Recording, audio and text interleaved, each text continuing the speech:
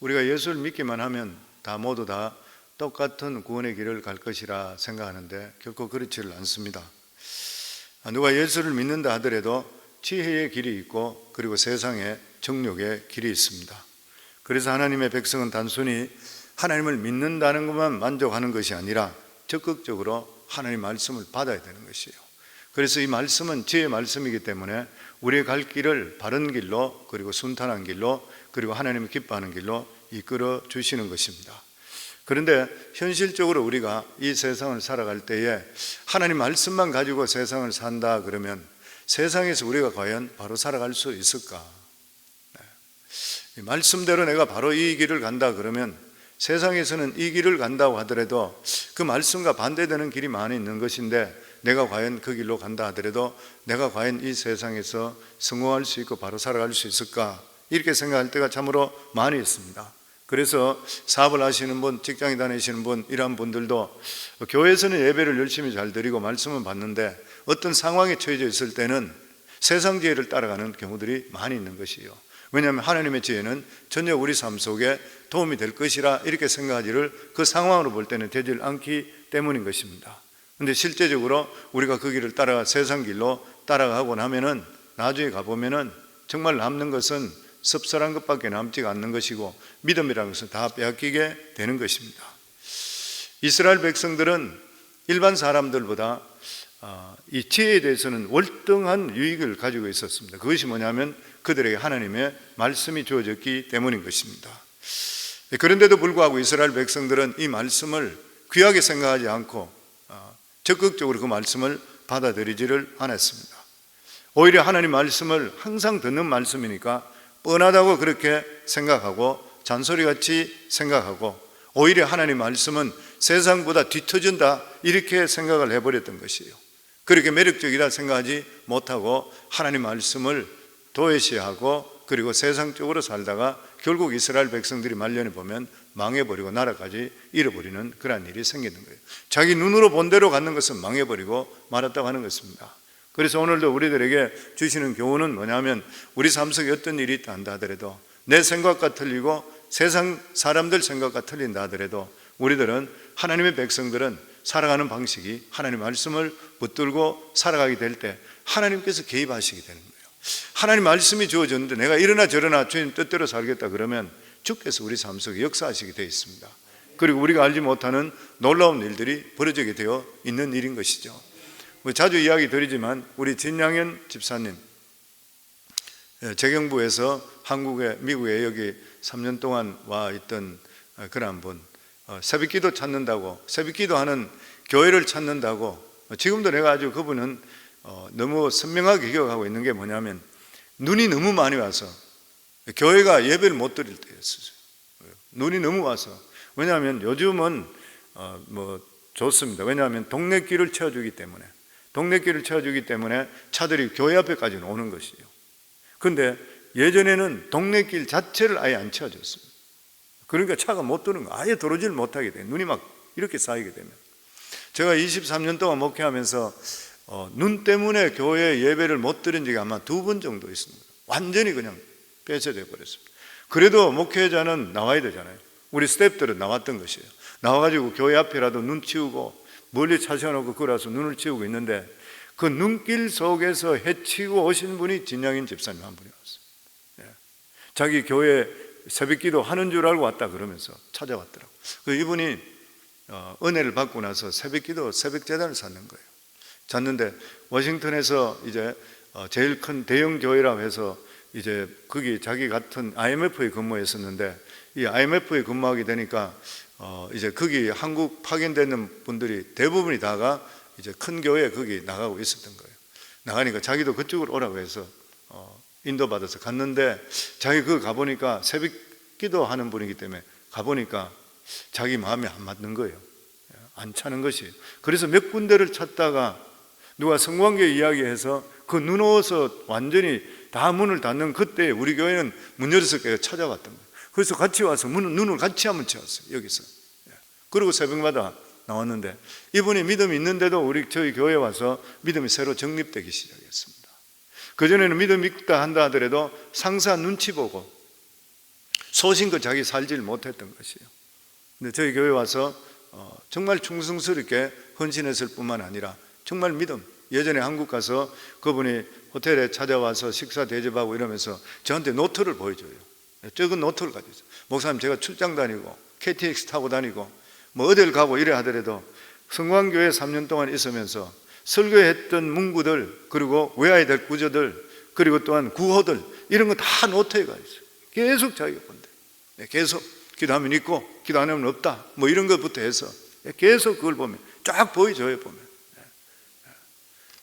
그래서 한국에 여기 3년 있다 돌아갔을 때에 정말 보직이 없었는 그런 상태에 갔었고, 그리고 이스트 티모르 다른 나라 이런 나라 갔다가 못 사는 나라 가서 거기에 가서 상담해주고 또한 이렇게 도와주고 IMF에서 파견돼서 갔는데, 갔다 가면은 한국에 꼭 들리면 장관이나 차관한테 꼭 가서 왔습니다 그러고 인사하고, 그리고 적은 선물이라도 하고 그렇게 얼굴 도장 찍고 돌아오는데, 자기 그렇게 하지 않았다는 거예요. 믿음 들어오고 나서부터. 직장에 있는 동료들이 모두 다가 자네 그러면 큰 불이익을 볼 것이네. 그런데도 불구하고 이분은 기도원에 가고 도서관에 가 있고 이렇게 했던 거예요. 그런데 3년 지나고 정말 돌아갈 때에 보직이 없었잖아요. 저희가 한국에 선교 갔다가 한국에 집회 가는데 그 진양인 집사님 찾아와서, 호텔에 찾아와서 저보고 목사님 어디든지 가신 데마다 저희가 다 모시겠습니다 그러길래, 아니 고위 공직자가 어떻게 공무원이 가는데 내 따라 다닐 수 있나? 그러니까 목사님 저 시간 많습니다 그래요. 왜 그러냐 그랬더니만 어쨌든 자간 직장이 어떤 자리가 없이 가기만 가면은 갈 데가 없기 때문에 그냥 도서관에 가든지 이렇게 가 그냥 있다가 그냥 매일 오는 게 그게 자기 직분이래요. 이제 그러다가 잘리는 거예요. 따지게 보는 것 같으면. 주위 사람들이 봐라, 너 분명히 잘린다, 이제 끝났다 이래 생각했다는 거예요. 그런데 책에도 나와 있지만, 그 자세히는 안 나와 있지만, 방사성 비리가 터졌을 때 줄줄이 사람들 감옥에 잡혀가는데, 이걸 방사성이 한국에서 돈을 제일 많이 쓰는 데라는 거예요. 왜냐하면 무기를 구입하고 이런 데이기 때문에 제일 많이 쓰는 그런 직책인데, 그런데 막상 사람을 누굴 보내야 되겠는데 거기서 누굴 보낼까 했을 때에 정직하고 신실하고 양심적인 사람, 다 안 그런 사람이 다 잡혀 들어가 버리고, 그랬을 때 이 보직 유보되어 있는 진양인 집사님 뽑혀 들어갔잖아요. 방사청장은 대통령이 직접적으로 임명을 했고 부청장으로 진양인 집사님 들어갔잖아요. 자기가 행정을 하는 것이고 돈을 만지는 사람이니까. 예전에 우리 교회도 한번 왔었죠. 그리고 방사청장 됐을 때 한 10명 정도 사람들 데리고, 그리고 미국에 방문하면서 교회에 들렸더라고 보니까요. 그래서 사람들이 나중에 가서 전부 다 하는 말이 당신 뒤에 백이 누구냐 묻는다는 거죠. 당신 뒤에 백이 누구냐? 어떻게 이런 일이 있을 수 있냐? 방사 부청장은 차관 보호자리라 그러거든요. 그 어떻게 그럴 수 있냐? 그래서 당신 백 누구냐? 하나님이라고. 얼마나 멋져요. 우리가 믿음 안에 살아서 어떤 어려움이 있다가 그것을 극복하고 어떤 일이 되게 될 때에 누가 하셨습니까? 하나님이 했습니다. 그래서 저 참 좋아요, 기뻐해요. 저는 볼 때 그걸 자주 생각해요. 참 귀하구나. 지금 부산대 교수로 있는데 집사님 언제든지 미국 그냥 오세요. 와가 우리 교회 다니세요. 목사님 저희 기도하고 있습니다. 실제로 오시고 싶어요. 보면 이분은 왜냐하면 목장을 하는데 너무 잘했어요. 이분이. 저는 사역자로 돌아서면 좋겠다 생각할 정도로 참 귀한 그러한 분이었습니다. 이종덕 장군 같은 사람, 우리 교회와 6개월 만에 침례받고 우리 교회 와서 한 생판 교회고 뭐고 전체 모르다가 교회 와서 새가족반 들으면서 예수님 영접하고 마침 타이밍이 그때 맞았던 거예요. 그리고 침례까지 자기가 원해서 침례까지 주고 6개월 만에. 그리고 한국에 돌아가서 소장 진급 못했을 때에 자기가 옷 벗게 되는데 목사님 저를 위해서 기도해 주세요. 계속 연락 왔고요. 계속 이번에 3번째 케이스입니다. 이제는 청와대까지 올라갔습니다. 육군 참모총장은 이미 사인이 끝났습니다. 목사님 해주세요. 계속 기도했죠. 근데 나중에 연락 와서 청와대에서 리젝트 당했습니다. 내가 마음이 얼마나 아파요. 그래서 이종덕 장군한테 집사님, 하나님께서 믿는 자에게 선한 뜻이 있다고 생각이 됩니다. 기도할 테니 힘내도록 하세요. 그러니까 저한테 메일로 와서, 목사님 전혀 걱정하지 마세요. 이것이 어떻게 고난이라 생각합니까? 예수님이 당한 고난이 생각하면 이게 어떻게 고난입니까? 저는 예수님 확실히 믿기 때문에, 믿는 자에게 모든 일에 합력의 선을 이룬다고 믿기 때문에 하나님께서 저에게 이 일을 통해 다른 일, 그리고 제가 세상에 딴 일을 나가더라도 더 좋은 일이 저에게 하나님이 예배해 줄 줄 믿기 때문에 저는 전혀 이상 없습니다. 목사님 기도해 주셔서 고맙습니다. 제가 그것도 메일 받고 나서 진짜 감격했어요. 야, 믿은 지 얼마 안 된 사람이 바른 믿음이 들어가게 되니까 나중된 자가 먼저 된다고 했듯이 어떻게 이럴 수 있겠나. 전에 한국 갔을 때 군종감이라고 대령 데리고 와서 나한테 식사 대접하시더라고요. 군종감이 나한테 와서도, 목사님 너무 고맙습니다. 장군 하나가 이렇게 변화되니까 얼마나 많은 사람한테 전도가 되는지 모르겠습니다. 그래서 우리가 사업을 잘 돼야 되는 이유, 직장이 높아져야 되는 이유, 우리가 성공해야 되는 이유가 뭐냐면 예수 그리스도를 전가하셔야 돼요. 내가 받은 이 은혜를 전할 수가 있어야 되는 일인 것입니다. 아멘. 그래서 어떤 경우 속에서도 하나님은 살아계시고 나는 틀리고 하나님은 말씀은 맞다, 우리 마음속에 다질 수 있기를 주의 이름으로 축원합니다. 우리 1절 같이 한번 저희들 읽겠습니다. 내 아들아, 내가 만일 나의 말을 받으며 나의 계명을 내게 간직하며, 성경을 보면 내가 만일 나의 말을 받으며 나의 계명을 내가 간직하라고 했으니, 결국 사람의 가치는 뭐냐면 네 마음속에 무엇을 담느냐가 중요한 거예요. 내 마음속에 뭐가 담겨 있는 것이냐. 세상의 지식을 담으면 그 사람 똑똑하다 그래요. 그리고 처세를 잘한 사람이 될 것이에요. 그렇다고 해서 그 사람이, 그 지식이 그를 존귀한 자로 만들지는 않는 것입니다. 그러나 우리 마음속에 하나님의 말씀을 담게 되면 우리 속이 정금같이 바뀌게 되는 것입니다. 보석같이 변화되게 됐어요. 그래서 우리가 믿음을 더하면 할수록 그 사람이 귀하게 보이기 시작합니다. 그리고 2절입니다. 저희도 같이 읽겠습니다. 내 귀를 지혜에 기울이며 내 마음을 명철에 두며. 내 귀를 지혜에 기울이는 말은 제 말씀을 듣기 위해서 신경을 곤두서고 집중하라는 것이에요. 항상 예배 중심적으로 살고 말씀 중심적으로 살아라.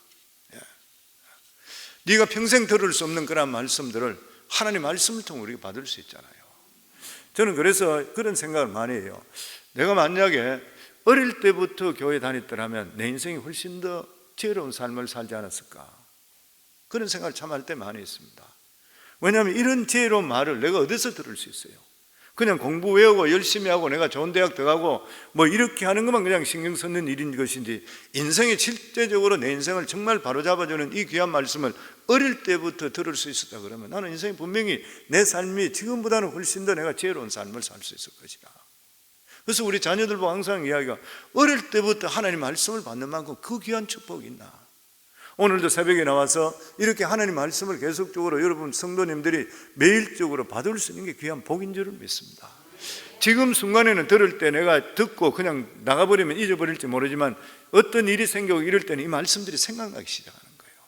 그러면서 그 말씀이 우리를 잡아주게 되어 있는 것입니다. 아멘. 그래서 3절 말씀 같이 읽겠습니다. 지식을 불러 구하며 명철을 얻으려고 소리를 높이며. 우리가 진정 하나님의 지혜를 찾으려 한다면 내가 가지고 있는 것을 다 가지고 그것을 누리면서 지혜를 다 같이 가질 수는 없는 거예요. 우리가 지혜를 얻으려고 그러면은 내가 가지고 있는 것을 버려야 되고 하나님 말씀하는 것을 찾아야 되는 것이에요. 우리가 잘 알겠듯이 엘리사는 엘리야를 만나기 전까지 12마리나 되는 소를 다리고 농사를 짓는 부농이었습니다. 그런데 엘리야가 겉옷을 던졌을 때 엘리사는 아무 말 없이 농사를 정리해 버렸습니다. 그리고 엘리야를 따르면서 그의 몸종이 되었던 것이에요. 그리고 심부름을 다했는 것입니다. 그래도 하나님의 엘리야를 데리고 가려고 하실 때에 엘리사는 엘리야를 붙들고 늘어지면서 당신의 능력에 갑절을 더할 수 있게, 영감을 더할 수 있게 해달라고 했을 때에 하나님께서 허락하셔서 영감의 갑절을 더 받게 되었다는 것입니다. 그래서 하나님의 백성들에게는 믿음에도 고급적인 지혜가 있는 것이에요. 훨씬 더 높은 믿음이 있는 것입니다. 그래서 이런 것들을 우리가 취하기 위해서 내가 가지고 있는 것들을 버려야 될 때가 있는 것이고, 그 지혜를 찾기 위해서는 내 자신들을 죽일 수가 있어야 되는 것입니다. 그러면서 4절 말씀입니다. 같이 읽겠습니다. 은을 구하는 것 같이 그것을 구하며 감추인 보배를 찾는 것 같이 그것을 찾으면, 하나님의 지혜는 하나님 말씀 안에 있는데 그 말씀은 거대한 산맥과 같다 그러죠. 어떤 이 금맥을 캐는 것과 똑같다 그래요.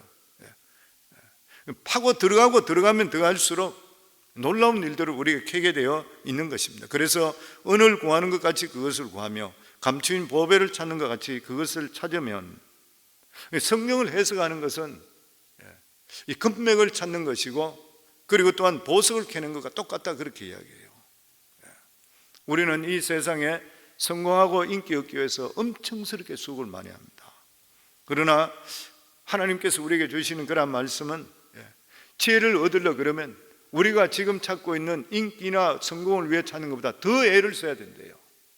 왜냐하면 그것이 우리에게 생명이 되기 때문인 것입니다. 그렇게 될 때에 우리 5절 말씀, 제가 시간이 너무 많이 가기 때문에 5절까지만 하겠습니다. 같이 읽도록 하겠습니다. 여호와를 경외하기를 깨달으며 하나님을 알게 되리니. 여호와를 경외하는 것과 하나님을 안다는 것은 같은 뜻인 것입니다. 우리는 보통 하나님을 안다 이렇게 하지만 하나님을 직접적으로 아는 경우들은 잘 없는 것이고 간접적으로 아는 것이에요. 하나님이 계시다는 것을 알고 우리가 하나님께 기도하는 것이에요. 그래서 기도할 때도 습관적으로 기도할 때가 많이 있습니다. 그런데 그렇게 기도하다가도 어느 날 진짜 하나님을 만나게 되는 거예요. 진짜 하나님을 만나게 됩니다. 진짜 하나님을 만나는 순간 우리 몸은 고압 전류가 흐르는 것이 우리 인생이 완전히 바뀌어버려요. 완전히 바뀌는 것이지 않습니까? 정말 하나님의 그 영광을 우리가 체험하는 순간, 하나님의 능력을 체험하는 순간 숨도 못 쉬잖아요. 숨도 못 쉬는, 완전히 뒤집어지니까 감격이고 두려움이고 감사하고 말로 할 수가 없는 것입니다. 그러니까 그때까지 돌아보게 되면 내가 하나님을 알았다 했지만 실제적으로 알지 못했던 것이에요. 실제로 몰랐던 것입니다. 그저 하나님이 계신다니까 막연히 계신 줄 아는 것이에요. 하나님께서 나의 모든 일거수일투 다 알고 계시고 이끌어 주시는 것 내가 몰랐던 것이에요. 안고 일어섬을 안다 했는데 그냥 감으로 생각하는 것이지 진짜인지 모르는 것이에요. 그러나 진짜 하나님의 살아계심을 체험하게 될 때는 다 믿어지기 시작합니다. 성경이 창세기부터 계시록까지 풀이되기 시작하고 여기 주시는 모든 말씀이 나에게 주신 것을 깨닫게 되는 것이에요. 그리고 내 우리 인생은 바뀌게 되는 것이고 살아가는 삶이 진짜로 하나님의 기뻐하는 삶에 우리 삶을 드리게 되어 있는 일인 것이죠. 사도 바울은 예수 그리스도가 죽었다고 확신했습니다. 그런데 다메섹 도상에서 부활하신 예수 그리스도를, 살아계신 그리스도를 만나게 되는 것이에요. 사도 바울은 예수가 십자가에 죽은 것을 봤기 때문에 자기는 예수가 완전히 죽었다 생각했어요. 그런데 예수 그리스도가 다시 살아나 계신 그 모습을 보면서 변명을 할 수가 없었습니다. 이때 사도 바울은 옛사람은 죽어버리고 그리스도로 말미암아 온전하게 새로운 사람이 되었다고 하는 것이에요. 우리가 하나님을 안다, 여호와 경외하기를 깨달으며 하나님을 알게 된다. 하나님을 안다는 것은 그냥 하나님이 계신다는 것을 안다는 뜻이 아닌 것이에요. 하나님을 안다는 것은 내 영의 눈이 열리는 것입니다. 영의 눈이 열리는 것이에요. 지금까지 내가 소경됐던 내 눈이 이제는 눈이 열리는 것이에요. 내가 영의 눈이 열리는 순간부터 내 현실이 지금까지 내 보는 것이 반대로 보일 때가 많이 있고, 지금까지 살아왔는 내가 가치관을 가졌던 것이 하나님 뜻에 어긋난 것이 너무 많은 것이에요. 그래서 예수 믿고 진실로 거듭날 때에 우리 살아가는 삶에 자기가 바로 보는 관점이 틀리게 되는 것이고 가치관이 바뀌게 되는 거예요. 내가 예수 믿고 구원받고 하나님의 은혜라 이번 이야기한데도 불구하고 세상 가치관을 똑같이 가지고 교회 와서 기도만 하고 내가 받을 것만 받는다 그러면 그 사람은 무속신앙이고 기복신앙이에요. 하나님은 인격적으로 만나는 것이고 하나님은 살아계시기 때문에 하나님을 실제적으로 내가 만났다 그러면 내 삶은 반드시 변화의 역사가 일어나야 되는 것이고 내 살아가는 사람 관점, 생각 모든 것이 다 바뀌어서 이전 것은 지나갔으니 보라 새 것이 되었다, 새로운 피조물이 될 수 있어야 되는 것입니다. 우리 다 예수 믿으시죠? 우리 살아가는 관점이 다 바뀌시는가요? 내가 목표하는 것이 다 바뀌는가요? 우리 살아가는 삶에 하나님의 뜻이 무엇인지를 깨닫고 살아가는 삶, 그리고 하나님께 초점을 맞추고 살 때에 하나님께서 우리 삶을 이끌어 주시고 인도하시고 진짜 하나님 복된 삶이 될 줄을 믿습니다. 오늘 새벽에 오신 모든 분들 이러한 말씀 가지고 승리하기를 주 이름으로 축원합니다.